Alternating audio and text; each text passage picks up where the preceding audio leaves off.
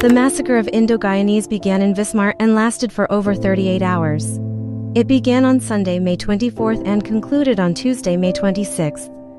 In between the inciting incidents and massacre, a number of Indo-Guyanese homes were set on fire or bombed. In the 38 hours of terror, around 3,000 Indo-Guyanese in Vismar and Christiansburg were victims. Some 1,800 Afro-Guyanese, armed with cutlasses, wooden poles, gas bombs and guns, burnt and destroyed over 230 Indo-Guyanese homes and businesses. People and families seeking shelter from the attacks were confronted and beaten by large mobs of Afro-Guyanese yelling "Kill the coolies." Some families managed to escape the villages and hid in the nearby forests, where they were more likely to survive, but many were eventually hunted down. One documented experience was that of a family confronted by a large mob who beat the wife unconscious, repeatedly stabbed the husband, and kicked and molested the two small children. Hundreds more were brutally beaten and many women and girls were raped, some more than once. Only 8 women were documented to have been raped, but it's likely that this number was much higher and many chose not to come forward due to the social repercussions that were associated with rape. Amongst the brutalities, one man was burnt alive. Another man, a PPP supporter named Mr. Ramjatan, was found decapitated. Injuries ranged from gunshot wounds, knife wounds, burns, broken bones, and mutilated bodies. One man had both his legs and feet broken. By the end of the massacre, over 1,500 Indo-Guyanese became homeless. On the evening of May 25th, 2 river steamers were commissioned to take the first group of 1,300 Indo-Guyanese refugees to Georgetown. Upon arriving, they were booed, jeered and pelted with bricks by Afro-Guyanese residing in the city. Of the 1,300 that arrived, 300 found shelter with relatives while the rest took refuge in the Pier warehouse in Georgetown, sleeping on the concrete floor with tarpaulins and rice bags.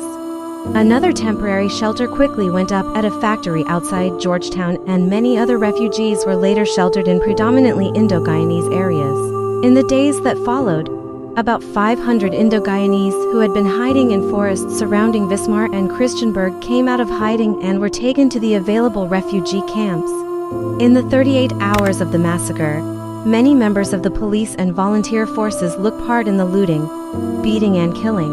No Afro-Guyanese were arrested and only 2 were recorded to have been wounded by bullets. British troops arrived a day after the massacre ended to support citizens in the aftermath. Their only suggestion was to continue evacuating the area and to impose a curfew. After all that had already occurred without their help, the curfew did little to ease the fear of the Indo-Guyanese community. In 1966, PNC leader Linden Forbes Sampson Burnham sent a strong message to the Indo-Guyanese community when he recommended May 26th as the official Independence Day for Guyana from the British. He had also gone ahead and changed the name of the town Mackenzie to Linden, after himself.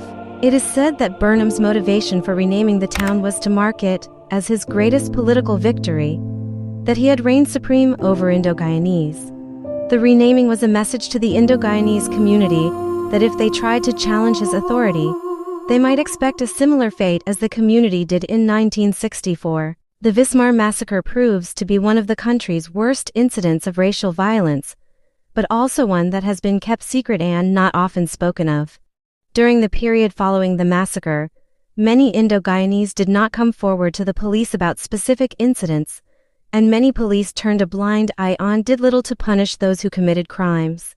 The political divide was still very much prevalent and did little to encourage reparations within the two communities. To this day, many survivors have chosen to not speak about the traumatic event or pass on the stories to younger generations.